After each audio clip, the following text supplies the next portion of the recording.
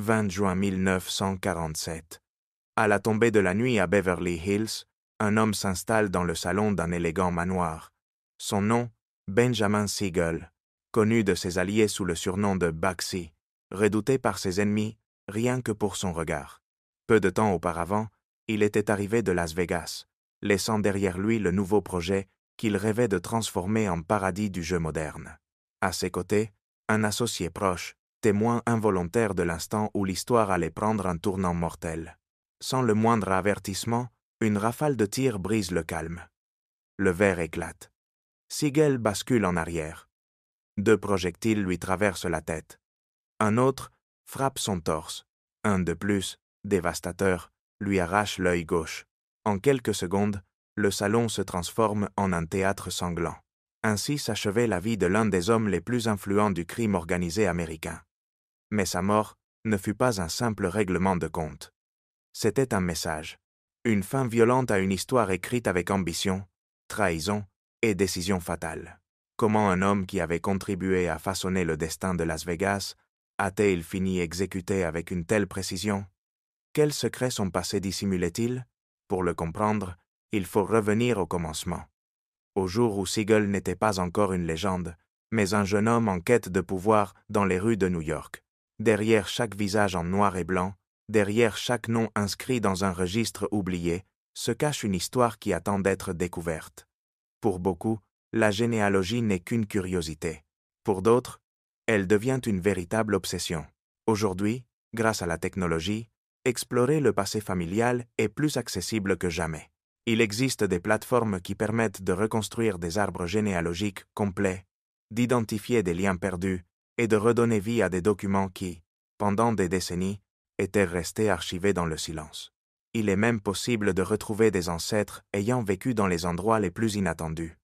Des villages reculés du nord de l'Afrique jusqu'aux quartiers populaires de New York dans les années 20, à l'époque même où le crime organisé commençait à façonner l'histoire des États-Unis. Certains découvrent qu'ils ont des racines près de Las Vegas. D'autres, que leurs ancêtres ont participé aux premiers développements qui transformèrent ce désert inhospitalier en une métropole de néons.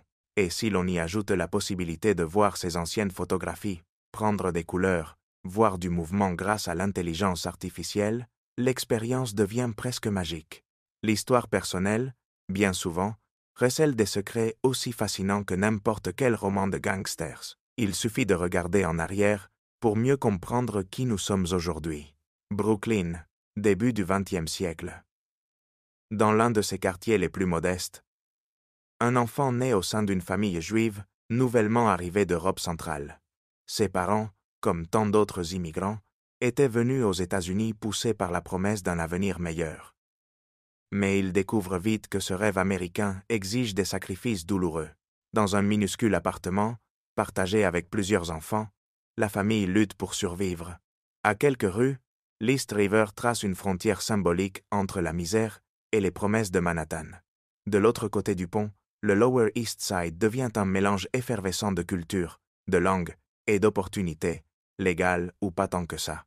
Dans cet environnement rude, l'enfance se transforme en une course de fond. Certains cherchent la stabilité à travers les études. D'autres, comme Benjamin Siegel, commencent à soupçonner que les règles du système n'ont pas été conçues pour eux. Ben comprend rapidement que la rue a ses propres lois. Il observe, il apprend, il agit. Le langage du respect se gagne par des gestes rapides, des décisions audacieuses et une détermination sans répit. Son monde n'est pas fait de livres ni de promesses institutionnelles, mais d'alliances de rue, d'instinct de survie et d'une ambition qui ne connaît pas de limites. Dans ce décor urbain, où chaque coin de rue peut être une menace ou une opportunité, Ben Siegel commence à écrire sa propre version de l'ascension sociale. C'est dans ces rues que Ben a commencé à tracer son propre chemin vers le pouvoir. Non pas un chemin marqué par des diplômes ou des promotions professionnelles, mais par des coups risqués, des décisions tranchantes et une ambition démesurée. Son rêve américain ne se trouvait ni dans des bureaux, ni dans des salles de classe, mais dans les failles du système, là où les règles pouvaient être tordues ou brisées. Aux côtés d'un groupe de jeunes aussi désespérés que déterminés, il organisa un réseau rudimentaire d'extorsion. Sa méthode était aussi directe que brutale. Renverser les charrettes des vendeurs ambulants pour ensuite leur offrir une protection, en échange d'une somme. $1 suffisait pour acheter la sécurité. Un début modeste. Mais pour eux, c'était déjà du pouvoir. Avec le temps, ils passèrent du chantage au jeu de hasard de rue. Ils installaient des parties improvisées dans les ruelles et sous des lampadaires cassés. Ils apprirent que celui qui dirige le jeu gagne plus que celui qui parie. Cet instinct entrepreneurial, appliqué au crime, devint leur ticket d'entrée dans un monde plus vaste. C'est lors d'une de ces rixes de rue que le destin le fit croiser Meyer Lansky, un jeune insaisissable, calculateur, qui, comme lui, comprenait que le véritable pouvoir ne se demandait pas, il se prenait. Ils se disputaient une arme tombée au sol quand le sifflet d'un policier les obligea à fuir. De cette fuite naquit une alliance. Lansky avait l'esprit froid. Siegel, la fureur contenue. Ensemble, ils seraient imparables. Avec le temps, la violence de Ben le rendit craint même parmi les siens. Son surnom, Bugsy, une allusion à son caractère imprévisible, commença à circuler dans les ruelles. Mais attention à le prononcer devant lui. Ceux qui l'ont fait n'ont que rarement répété l'erreur. À mesure que les années passaient, le monde criminel de New York commença à prêter attention à un duo qui ne correspondait pas au modèle traditionnel. Ben Siegel et Meyer Lansky se complétaient comme deux pièces opposées d'une machine parfaitement calibrée. L'un était pure tension et action. L'autre, calcul méticuleux et vision stratégique. Ensemble, ils créèrent un réseau criminel indépendant, petit mais ambitieux, consacré au braquage, vol de bijoux, automobiles et opérations de contrebande. Ils recherchaient l'impact, et ils y parvenaient. Lansky organisait, planifiait, pensait à demain. Siegel exécutait avec rapidité et brutalité. Tandis que l'un dessinait des cartes mentales, l'autre défonçait des portes. Un pistolet à la main. Tout changea avec l'arrivée d'une nouvelle ère, la prohibition. Lorsque le gouvernement décida d'interdire la vente d'alcool, il ouvrit, sans le vouloir, le plus grand marché noir du XXe siècle. L'alcool devint de l'or liquide. Et là où il y avait de l'or, il y avait la guerre.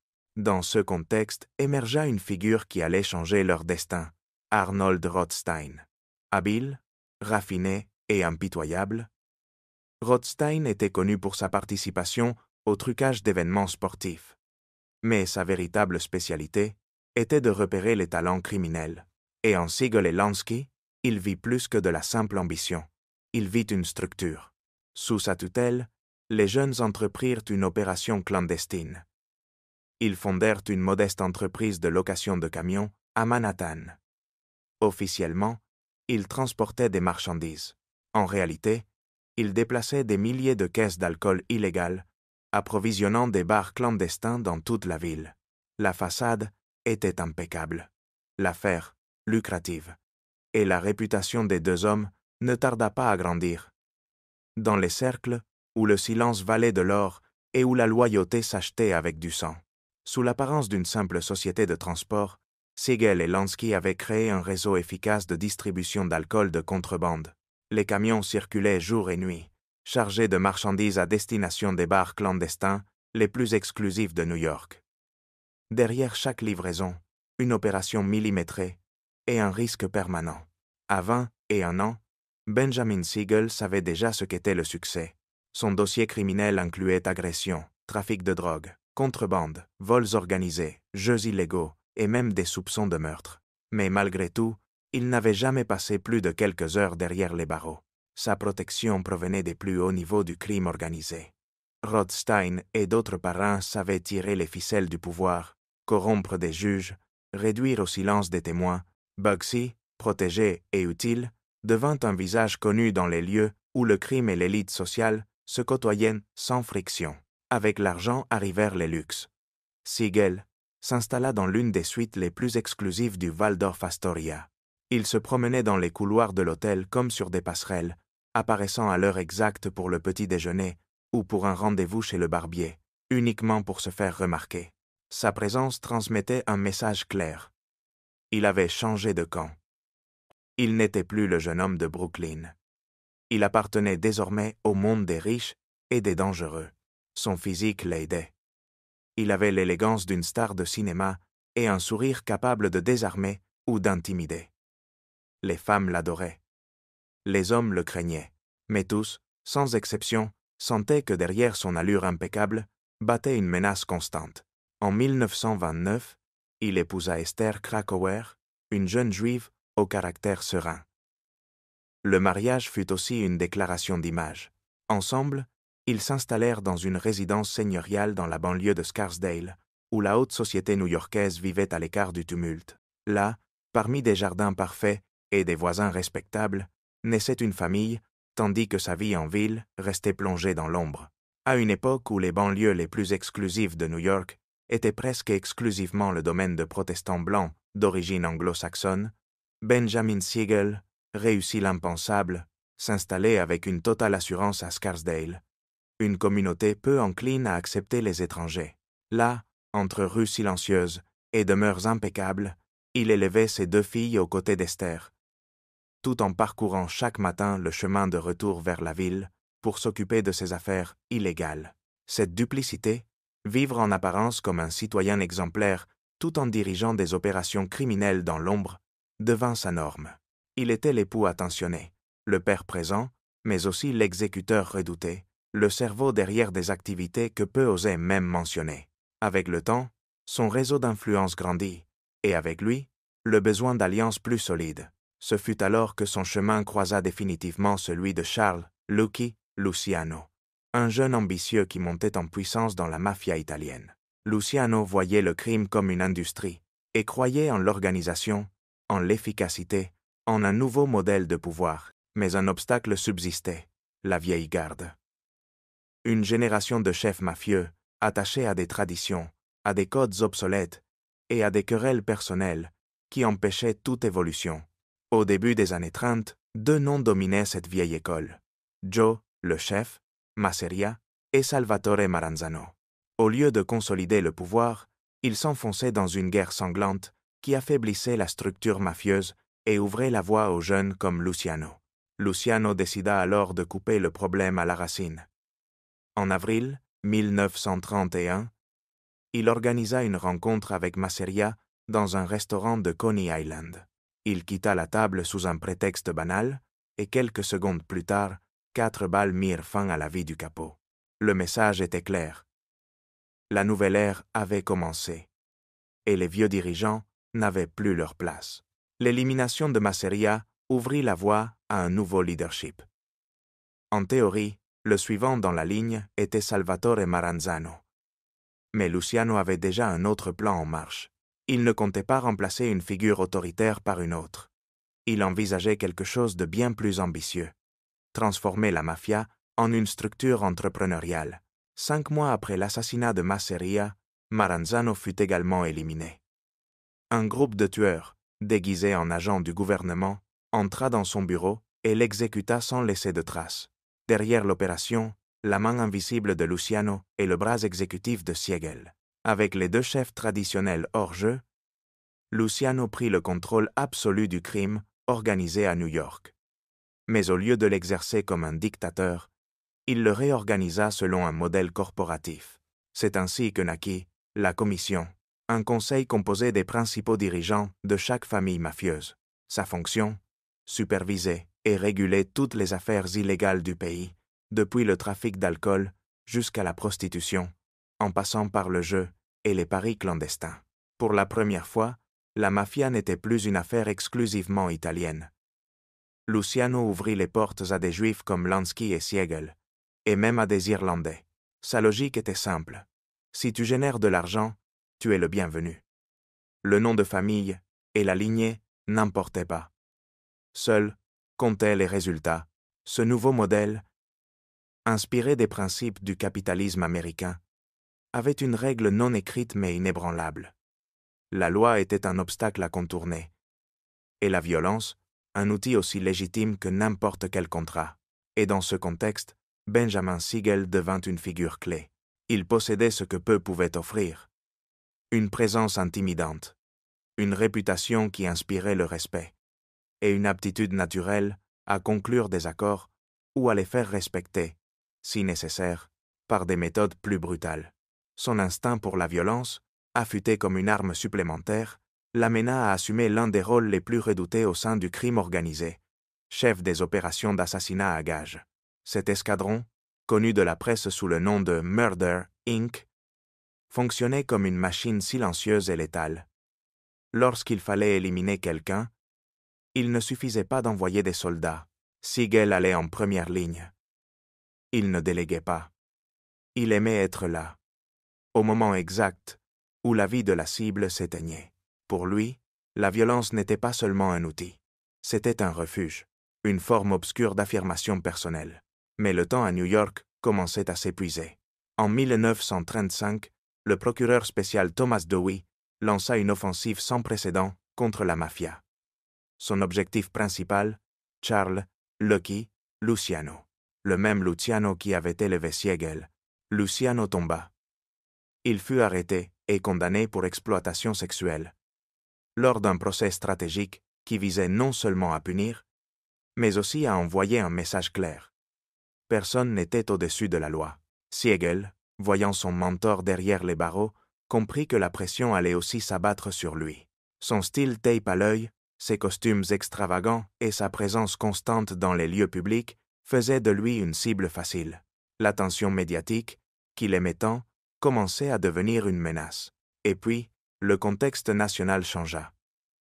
Avec la fin de la prohibition en 1933, le marché illégal de l'alcool qui avait soutenu la fortune de la mafia s'effondra. Il fallait chercher de nouvelles sources de revenus, de nouveaux territoires, de nouvelles opportunités. C'est ainsi que Siegel braqua son regard sur un lieu inattendu, la côte ouest. Avec la fermeture définitive de l'ère de l'alcool clandestin, la mafia fut contrainte de se réinventer. Le jeu, encore balbutiant dans de nombreuses régions, commença à montrer un potentiel inexploité. Tandis que Meyer-Lansky se rendait discrètement à la Havane pour développer un réseau de casinos sous protection politique, Siegel opta pour une autre voie. Pour quelqu'un comme lui séduisant, élégant, charismatique, il n'y avait pas d'endroit plus prometteur qu'Hollywood. La Cité des Étoiles, avec son éclat superficiel et son culte de l'apparence, semblait faite sur mesure pour lui. Et il ne tarda pas à le démontrer. À son arrivée sur la côte ouest, il reçut une instruction claire: prendre le contrôle des affaires illégales de la région. Et il le fit avec la même efficacité qu'à New York. Il s'empara d'abord des paris clandestins, puis des circuits de prostitution et du trafic de drogue. Avec des liasses de billets et un sourire désarmant, il soudoya des policiers, acheta des volontés politiques et s'installa dans une somptueuse résidence au cœur de Beverly Hills. Ben Siegel transforma le crime en une opération de luxe. Il dépensait sans compter, fréquentait les clubs les plus exclusifs et se déplaçait parmi les célébrités comme s'il en était une lui-même. Et en partie, il l'était. Son visage figurait en couverture, ses fêtes alimentaient les rumeurs, et son influence se retrouvait à chaque table où des milliers de dollars étaient misés.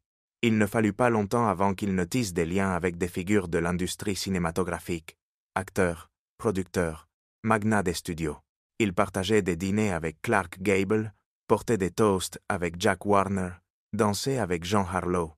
Mais son intérêt pour Hollywood allait bien au-delà du glamour. Il y voyait autre chose, un modèle économique, un miroir du pouvoir qu'il cherchait lui-même à bâtir. Et dans ce décor de luxe et d'excès, Benjamin Siegel trouvait le terrain parfait pour déployer sa prochaine grande ambition. Au milieu du tourbillon hollywoodien, Siegel commença à développer un intérêt inattendu: le cinéma. Certains affirment même qu'il fit un essai devant la caméra, séduit par la possibilité de devenir lui-même une star. Mais sa fascination allait bien au-delà de l'ego. Ce qu'il voyait réellement, c'était une affaire colossale, une fabrique d'argent, de pouvoir et d'influence. Dans cet environnement d'avenues impeccables, de palmiers parfaitement alignés et de demeures resplendissantes, Ben évoluait comme un poisson dans l'eau. Il avait laissé derrière lui, non seulement géographiquement mais aussi émotionnellement, les rues sombres et pestilentielles du Lower East Side. Le contraste ne pouvait être plus marqué, de la pauvreté la plus crue à l'opulence absolue. Bien que son épouse et ses filles vivaient dans une élégante propriété de Los Angeles, son attention n'était déjà plus là. Il se consacrait aux fêtes, aux excès, aux relations publiques soigneusement calculées. Sa vie était un défilé constant de célébrités, de cocktails, de paris et de conversations murmurées dans des salons privés. Parmi toutes les femmes qui traversèrent sa vie à cette époque, une en particulier se distingua au-dessus des autres. Dorothy Di Frasso. Née aux États-Unis mais mariée à un noble italien, Dorothy s'était réinventée en figure de la haute société européenne. Son union avec Siegel fut aussi improbable que magnétique. La dame aristocrate et le gangster de luxe. Deux mondes qui, contre toute attente, se comprirent. Lors d'un de ses voyages en Europe, Dorothy invita Siegel à la villa familiale de Rome, un lieu chargé d'histoire et de raffinement. Mais le voyage, qui promettait d'être idyllique, prit un tournant inattendu lorsqu'ils croisèrent, dans la résidence, deux des dignitaires les plus sinistres du régime nazi, Joseph Goebbels et Hermann Göring. En apprenant leur présence, et se souvenant de ses propres racines juives, Siegel explosa de fureur. Selon des témoignages ultérieurs, il fut à deux doigts de sortir son arme en pleine salle aristocratique pour en finir avec eux sur le champ. Seule l'intervention froide et diplomatique de Dorothy évita une catastrophe internationale. Une scène qui révélait, une fois de plus, qu'au-delà du costume cher et du sourire charmeur, vivait un homme impulsif, incontrôlable et dangereusement imprévisible. Assassiner deux figures clés du régime nazi en terre italienne, dans une villa de la noblesse européenne, aurait provoqué une tempête diplomatique sans précédent. Dorothy parvint à le contenir, mais ce moment mit en lumière quelque chose d'essentiel. Ben Siegel n'était pas seulement un criminel habillé par un couturier. C'était une bombe émotionnelle, guidée par des impulsions que lui-même ne savait pas prévoir. Peu après, en novembre 1939, son passé revint frapper à la porte. À New York, le procureur Thomas Dewey intensifiait son offensive contre le crime organisé. La pression faisait des ravages. De nombreux membres de la mafia commencèrent à parler, tentant d'alléger leur peine. Et un nom surgit dans plusieurs déclarations. Harry, Big Greeny, Greenberg, un ancien complice des années de sang et de plomb. Greenberg s'était enfui à Los Angeles, espérant que la distance le tiendrait hors de danger. Il ignorait qu'en ce lieu, le roi n'était autre que Ben Siegel. L'ordre arriva du plus haut niveau. L'éliminer. Il aurait pu envoyer d'autres. Il disposait d'hommes entraînés, efficaces, loyaux. Mais cette fois, c'était différent. C'était personnel. Il prit l'avion pour la Californie, enquêta sur chaque mouvement de Greenberg, attendit le moment opportun. Et quand il le jugea adéquat, il appuya sur la gâchette de ses propres mains. Mais quelque chose échoua. Des informations confidentielles, peu être une trahison interne, parvinrent à la police. Et cette fois, les pots de vin ne suffirent pas. Il n'y eut pas de protection suffisante. Le nom de Ben Siegel apparut dans les documents officiels. Pour la première fois, le système semblait prêt à l'affronter sans détour. Et le résultat fut inévitable. Ben Siegel, l'homme qui avait échappé à la loi pendant des années, fut officiellement accusé de meurtre. Lorsque la justice de Los Angeles annonça officiellement l'accusation de meurtre contre Benjamin Siegel, la ville entière retint son souffle. Mais la réaction de Ben ne fut pas celle attendue. Indigné, il exigea du procureur le remboursement d'une somme non négligeable qu'il avait lui-même apportée, de manière dissimulée, à sa campagne électorale, et le plus surprenant, c'est que le procureur obtempéra. Officiellement, Siegel attendait son procès depuis une cellule. En pratique, sa vie ne changea guère. Des rumeurs inquiétantes commencèrent à circuler. On le voyait sortir, se faire couper les cheveux, chez son barbier habituel, se promener dans des quartiers exclusifs, accompagné de femmes imposantes. Durant la journée, il était un homme libre. Il ne regagnait sa cellule que le soir, comme si tout cela n'était qu'une formalité. Depuis ses jours, dans le Lower East Side, Siegel avait fait de l'évasion de la loi un art.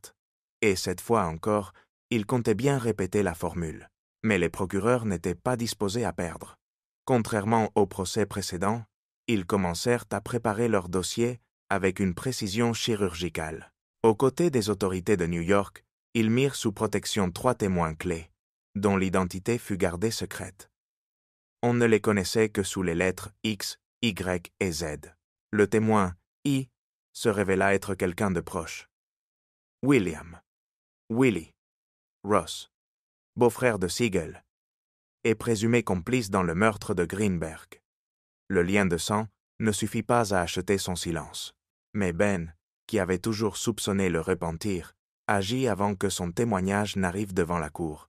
Et il le fit comme toujours, avec une décision définitive. Ross fut éliminé de façon fulgurante. Personne n'en parla ouvertement, mais dans les cercles judiciaires, le message fut compris. Il ne restait plus que 2 témoins, tous 2 sous protection stricte quelque part à New York. Puis survint quelque chose d'encore plus inquiétant. Le témoin X chuta de la fenêtre d'un hôtel. Les versions officielles parlèrent d'un accident, peut être d'un suicide. Mais pour ceux qui connaissaient les codes du milieu, le message était clair. Personne n'était vraiment en sécurité. Avec un seul témoin survivant et sans preuves matérielles solides, les procureurs n'eurent d'autre choix que de classer l'affaire. Une fois de plus, Siegel s'en sortait indemne. La justice, encore une fois, était arrivée trop tard. Et ce fut précisément à ce moment-là, alors qu'il célébrait sa nouvelle victoire judiciaire, que surgit dans sa vie quelqu'un qui la transformerait à jamais. Virginia Hill. Virginia n'était pas une femme ordinaire. Originaire d'un petit village rural de Géorgie, son ambition l'avait menée, dès son plus jeune âge, au cœur du crime organisé. En 1933, elle se rendit à Chicago, séduite par l'éclat de l'exposition universelle, et par quelque chose de plus profond, la promesse de pouvoir. Elle apprit vite. D'abord comme serveuse dans un restaurant fréquenté par des mafieux, puis comme messagère. Et plus tard, comme opératrice de confiance pour des hommes proches d'Al Capone. Blanchiment d'argent, paris, transport de drogue.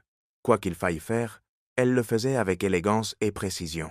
Elle fut récompensée comme elle savait l'exiger. Avec des bijoux, des fourrures et des enveloppes remplies d'argent liquide. Mais jamais, elle ne se laissa réduire au rôle d'accompagnatrice. Son esprit stratégique et son charisme lui valurent une place dans la structure. Virginia ne voulait être l'ombre de personne, pas même de Capone. Au milieu des années 30, elle fut envoyée à New York, où elle fit la connaissance de Joe Adonis, l'indiscutable chef des jeux illégaux. Elle sut immédiatement qu'il était une figure clé, et elle le conquit. Mais le destin lui réservait un lien encore plus explosif. Et son nom était Benjamin Siegel.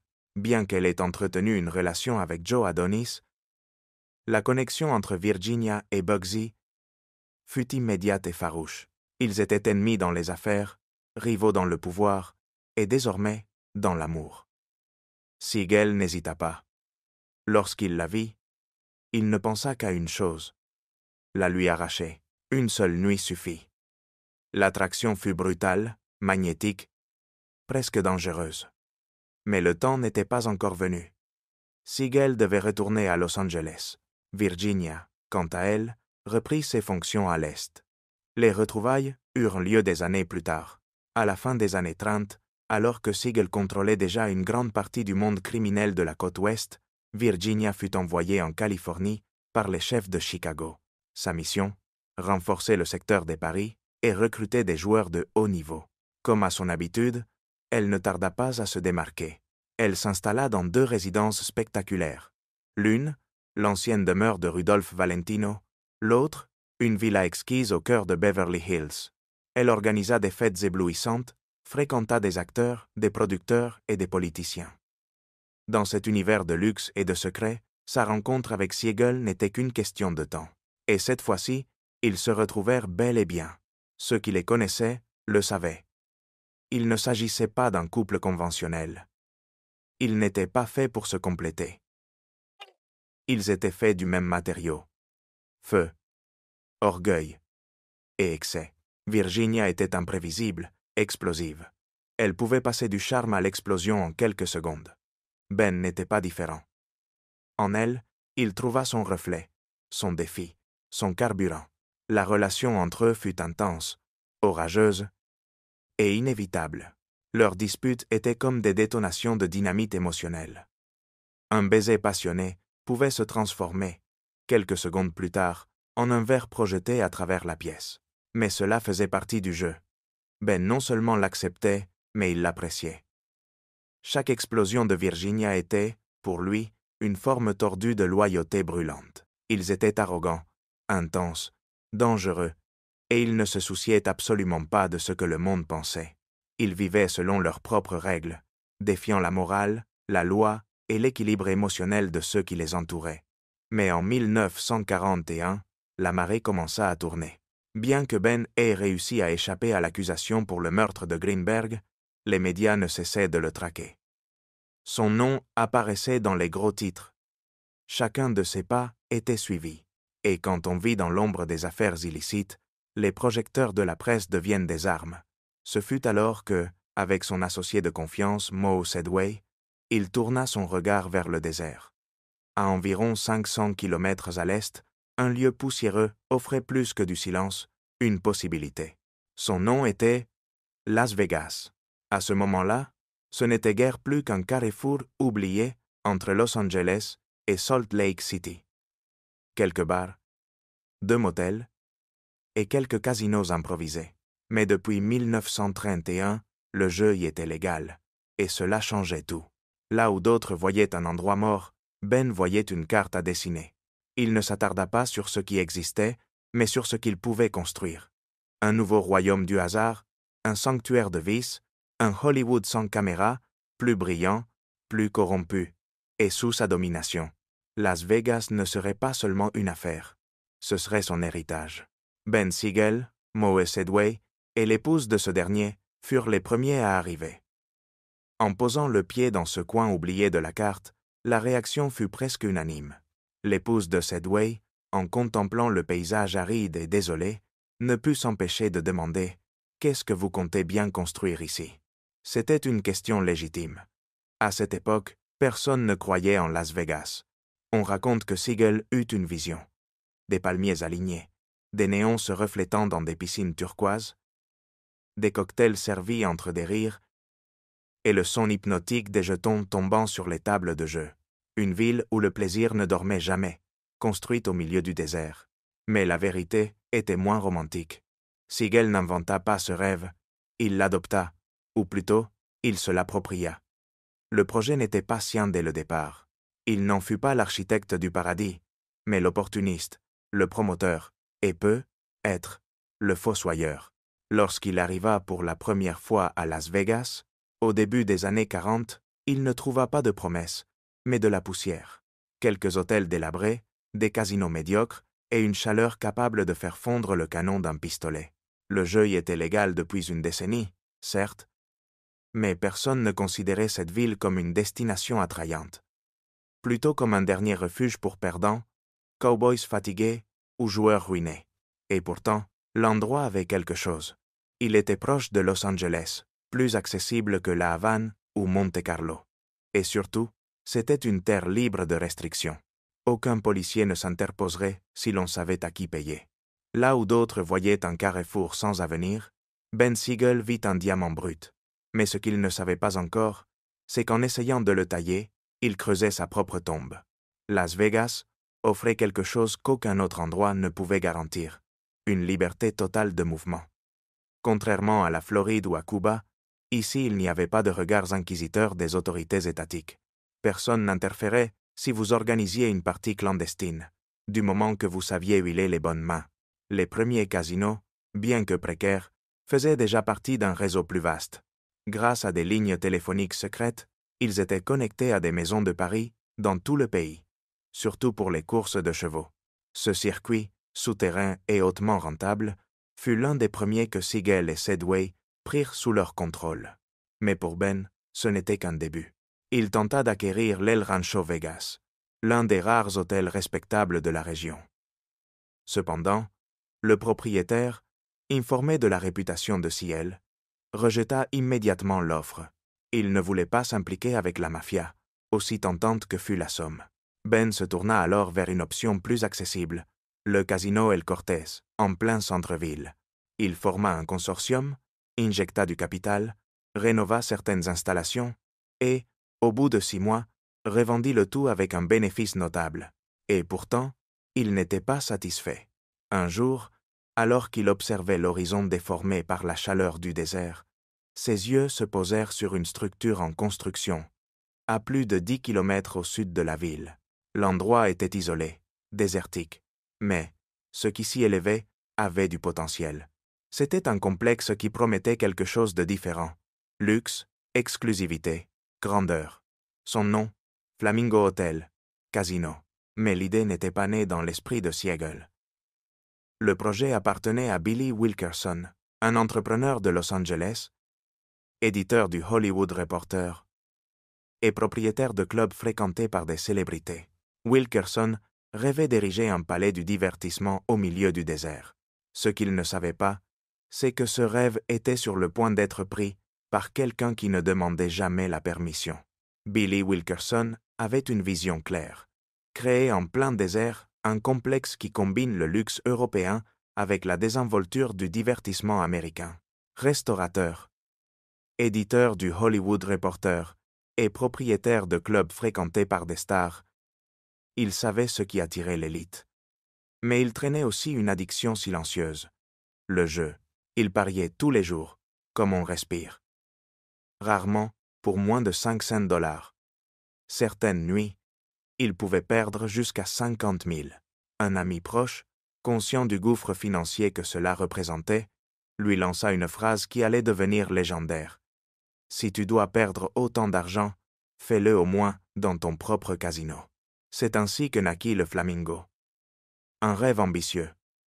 Un hôtel de classe mondiale avec casino, restaurant, théâtre et jardins tropicaux. Tout cela en plein désert. Mais en janvier 1945, les démons de Wilkerson revinrent présenter la facture. Il perdit une grande partie de son capital au jeu et la construction s'arrêta. Le projet, encore à l'état de squelette, semblait condamné. Ce fut alors que Ben Siegel fit son apparition. Avec le soutien de partenaires puissants parmi eux Lucky Luciano et Meyer Lansky, il offrit ce que Wilkerson ne pouvait refuser, de l'argent frais et des promesses de grandeur. En quelques semaines, 3 hommes arrivèrent sur le chantier. Moe Sedway, Gus Greenbaum et Ben Siegel. À partir de ce moment, tout changea. Siegel, sans expérience en construction ni en gestion hôtelière, prit le contrôle total du projet. En peu de temps, il commença à affirmer publiquement que le Flamingo était sa création. Pour lui, ce n'était pas seulement un investissement, c'était son empire. Ben Siegel mit tout en jeu. Il promit à ses investisseurs que le Flamingo ouvrirait ses portes le 26 décembre 1946. Un délai irréaliste. Surtout pour un projet de cette ampleur au milieu du désert. Mais il n'acceptait pas de retard. Il exigeait le meilleur, depuis les lustres jusqu'au robinet des salles de bain. Chaque détail devait crier luxe. Le problème était que le pays sortait à peine de la Seconde Guerre mondiale. Les matériaux manquaient, les prix s'envolaient, et chaque retard multipliait les coûts. Mais Bugsy ne s'en souciait pas. Il payait ce qu'il fallait, le double, voire le triple, si nécessaire. Cela fit de lui une proie facile pour des entrepreneurs sans scrupules. On le trompa plus d'une fois. Il paya plusieurs fois pour les mêmes fournitures. Sans formation en construction et guidé par son caractère impulsif, le projet échappa à tout contrôle. Le budget initial, qui tournait autour d'1 million de $, grimpa à plus de 4 en quelques mois. Les investisseurs commencèrent à perdre patience. Siegel, désespéré, se tourna vers Meyer Lansky pour demander de nouveaux fonds. Mais cette fois, la réponse fut un non catégorique. Dans le monde du crime organisé, les erreurs se paient, et les détournements financiers encore davantage. À mesure que les chiffres passaient dans le rouge, sa vie personnelle suivait la même trajectoire. L'été 1946 marqua une nouvelle rupture. Esther, son épouse, lasse de longues années d'abandon et de la romance publique avec Virginia Hill, le quitta. Elle s'installa à Reno pour demander le divorce. Elle obtint une pension mensuelle de 600 $ et la garde de leurs 2 filles. Mais ni la séparation, ni la tension professionnelle croissante ne mirent un frein à la tempête entre Siegel et Virginia. Leur relation était un champ de bataille émotionnel, et pendant ce temps, l'horloge avançait. À quelques jours de la grande inauguration, Seuls le casino, le restaurant et le théâtre étaient opérationnels. Les chambres restaient inachevées. Le plus grand risque était encore à venir. Le casino, le restaurant et la salle de spectacle étaient prêts. Mais les chambres, pièces essentielles du commerce, n'étaient encore qu'un squelette à moitié construit. Les associés les plus expérimentés supplièrent Siegel de reporter l'ouverture. « C'est de la folie d'ouvrir un hôtel sans chambre, » lui dirent-ils. Mais Ben n'écoutait pas. Il ne le faisait jamais. Le 26 décembre 1946, le Flamingo ouvrit ses portes sous une pluie torrentielle qui s'abattit sans relâche sur Las Vegas. La soirée, qui promettait d'être un événement de luxe, se transforma rapidement en désastre logistique. Les artistes programmés Xavier Cugat et Jimmy Durant se produisirent comme prévu. Mais la majorité des célébrités invitées ne vinrent jamais. Le mauvais temps empêcha les vols de décoller depuis Los Angeles. Au lieu d'une élite glamour, le public fut composé en grande partie de curieux locaux. Pire encore, il n'y avait pas de chambre disponible pour héberger les joueurs. Ceux qui gagnaient ou perdaient devaient partir dormir dans d'autres hôtels. Le Flamingo n'avait aucun moyen de les retenir. Durant les semaines suivantes, l'établissement lutta pour survivre. Mais les chiffres étaient impitoyables. Chaque nuit ouverte représentait une perte supplémentaire. Finalement, le 1er février 1947, Siegel décida de fermer le complexe temporairement afin de terminer les travaux. Il rouvrit en mars. Et alors, quelque chose changea. Ben s'obséda pour chaque recoin de l'endroit. Il inspectait personnellement les tapis, les lampes, les uniformes du personnel. Il arpentait les couloirs comme une ombre omniprésente. Le Flamingo était sa créature, et il la surveillait avec un mélange d'amour maladif et de paranoïa croissante. Peu à peu, l'affaire commença à se stabiliser. Mais pas suffisamment. La mafia ne se guidait pas par les émotions, mais par les chiffres. Luciano et Lansky exigeaient des résultats concrets.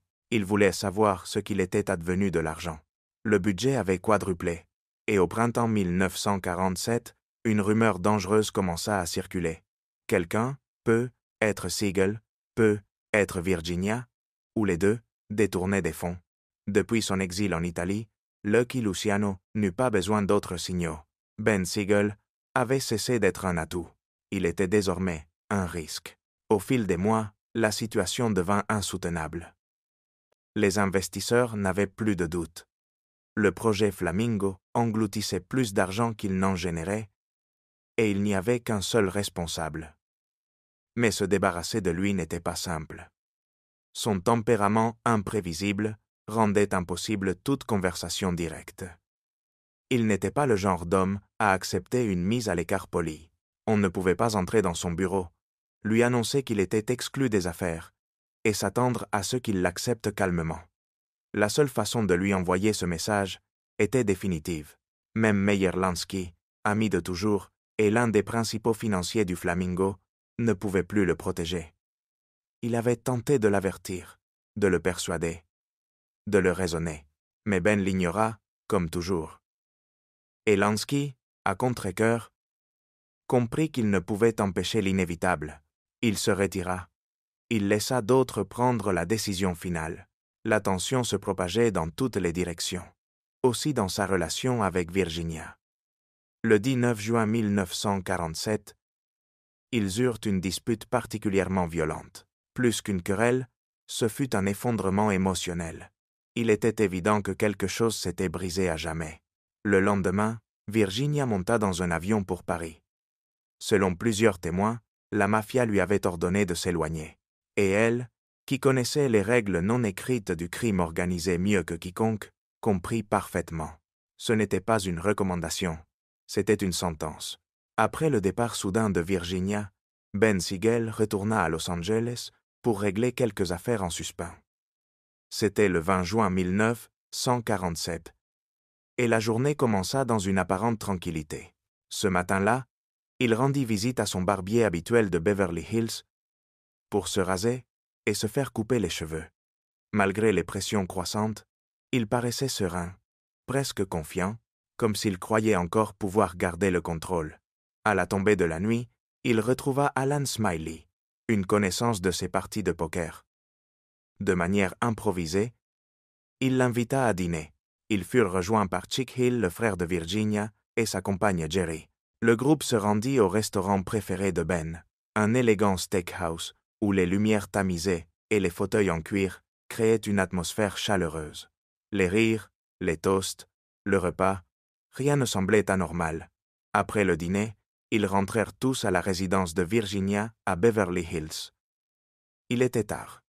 Chick et Jerry, épuisés, montèrent se reposer. Ben et Smiley, en revanche, s'installèrent dans le salon. Ben feuilletait tranquillement le journal. L'ambiance était sereine. La nuit avançait, jusqu'à ce qu'à 22h30, tout bascule. Depuis les buissons près de la fenêtre, une silhouette surgit.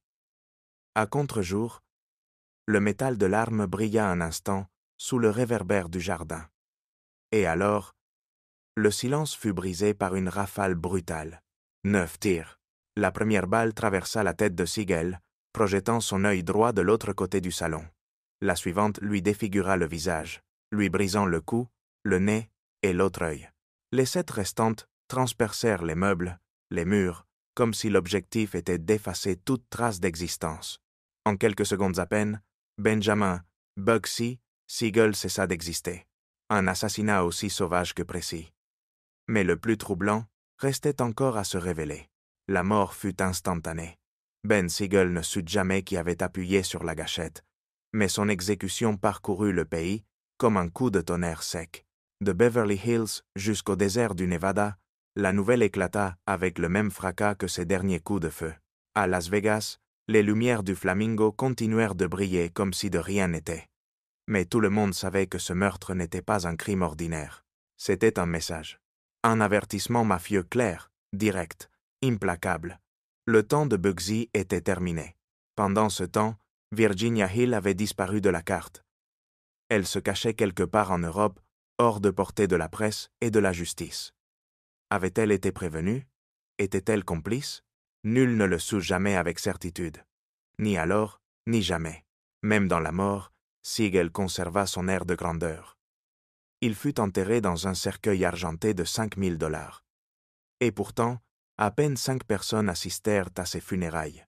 Parmi elles, Esther, son ex-épouse, ses filles, Barbara et Millicent, son frère Maurice, un médecin réputé à Hollywood, et sa sœur Bessie, sa confidente la plus proche. Le reste du monde tourna simplement la page. Virginia tenta de refaire sa vie. Elle épousa un moniteur de ski autrichien, s'installa dans l'État de Washington et eut un fils. Mais son passé ne la lâcha jamais. En 1951, elle fut citée à comparaître devant le Congrès des États-Unis au sujet du crime organisé et de la mort de Siegel. Elle nia avoir reçu de l'argent, ni à savoir quoi que ce soit, mais les doutes persistèrent.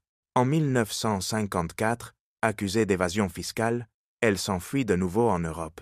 Et là, dans l'ombre de son exil auto-imposé, le silence s'empara de son histoire. Le 24 mars 1966, Virginia Hill fut retrouvée morte dans sa résidence de Koppel, près de Salzbourg, en Autriche. La version officielle parla d'un suicide par overdose de somnifères.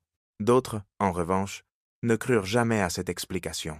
Dans certains cercles du crime, on murmurait que Virginia Hill en savait trop, que sa proximité avec Bugsy, ses liens avec différentes factions mafieuses et sa connaissance de l'argent circulant à Las Vegas représentaient un risque, et que, peut-être, son destin était déjà scellé dès le moment où elle avait pris cet avion pour l'Europe.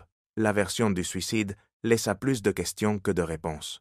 Et tandis que l'enquête officielle s'enlisait dans des impasses, une énigme continuait d'obséder ceux qui étudiaient l'ascension et la chute de Ben Siegel. Qui avait appuyé sur la gâchette? Cette nuit-là, dans la villa de Beverly Hills, quelqu'un s'approcha discrètement de la fenêtre. Il tira 9 fois, exécuta avec une précision chirurgicale, puis disparut. Depuis lors, de multiples théories ont vu le jour. Chacune aussi plausible que polémique. Certaines évoquent un règlement de compte direct ordonné par la mafia, d'autres, un tueur engagé par des investisseurs floués. On a même suggéré une vengeance personnelle déguisée en opération mafieuse. Le chef de la police de Beverly Hills de l'époque, Clinton Anderson, alla jusqu'à déclarer « Nous avons consacré d'innombrables heures à l'affaire Siegel, et nous sommes convaincus qu'il a été assassiné par ses propres associés. Mais il n'y a jamais eu de preuves suffisantes pour identifier le tireur. À ce jour, l'assassinat de Benjamin Bugsy Siegel demeure non résolu. Et dans ce silence, dans ce mystère sans nom ni visage, l'histoire de l'un des gangsters les plus emblématiques du XXe siècle trouve son dernier chapitre. L'une des théories les plus commentées tourne autour d'Eddie Canizzaro, alias The Catman. Il mourut en 1987 d'une insuffisance cardiaque. Mais avant de mourir, il fit quelque chose d'inattendu. Depuis son lit de mort, il convoqua un journaliste et plusieurs agents fédéraux. Là, entre des respirations entrecoupées, il avoua avoir participé à 7 assassinats. L'un d'eux, celui de Ben Siegel. C'était un travail propre, déclara-t-il. On m'a choisi parce que je connaissais Siegel et que je n'allais pas échouer. Mais ces paroles soulevèrent autant de doutes que de gros titres. Canizzaro affirmait avoir été interrogé au moment du crime. Cependant, il n'existe aucun registre officiel confirmant cet interrogatoire dans le dossier de l'affaire Siegel. Sa version de la fuite ne collait pas non plus. Il affirma s'être échappé vers Wilshire Boulevard. Mais un témoin, interrogé quelques heures après l'exécution, assura avoir entendu une voiture accélérer en direction opposée, vers Sunset Boulevard. Au moment de sa mort, Canizzaro vivait avec sa mère à Agora Hills, entouré de plus de 30 chats. Il était obsédé par l'idée de créer un contraceptif félin et avait tenté sans succès d'obtenir un financement auprès d'anciens mafieux de Las Vegas pour ce projet farfelu. La deuxième théorie pointe dans une direction complètement différente. Elle implique un vétéran de la Seconde Guerre mondiale nommé Robert McDonald. Cette version fut révélée par Warren Hull, ancien fonctionnaire de l'État du Nevada, qui reçut une promesse sur le lit de mort de son père. Révéler au monde un secret familial. Ce secret impliquait directement McDonald dans l'assassinat de Siegel. Robert McDonald était marié à Betty Ann, cousine maternelle de Warren Hull. Sa mère, Janelle Rockwell, travaillait à la mairie de Los Angeles, où elle fit la connaissance de Jack Dragna, connu comme l'Al Capone de Californie. Selon Hull, Janelle aurait confié à Dragna que son gendre était un problème, violent, imprévisible et avec une dette de $30,000 envers la mafia. Dragna, désireux de régler ses comptes et connaissant le passé militaire de McDonald vétéran avec expérience de tireur d'élite, lui aurait fait une offre. Éliminer Ben Siegel en échange de l'effacement de sa dette. L'arme utilisée, selon les témoins, aurait été une carabine calibre 30, parfaitement compatible avec l'adresse de McDonald. Bien que certains voisins aient déclaré avoir entendu une voiture fuir dans la direction opposée à l'itinéraire le plus probable, Hull soutient que McDonald vivait à moins d'1 kilomètre, juste de l'autre côté d'un terrain de golf. Pour lui, il est possible qu'il soit rentré chez lui à pied sans être repéré. Une autre ombre plane. On murmure que Howard Judd, associé au père de McDonald, aurait exercé des pressions pour enterrer toute enquête sur le vétéran. Et la théorie prend un tour encore plus sombre. En 1987, Robert McDonald et son épouse se suicidèrent avec le même modèle d'arme qui, selon les soupçons, avait servi à tuer Siegel. Hull affirme que cette coïncidence renforce l'idée que McDonald importa le secret dans sa tombe. Une autre hypothèse désigne directement la mafia de Chicago avec l'aide de Virginia Hill.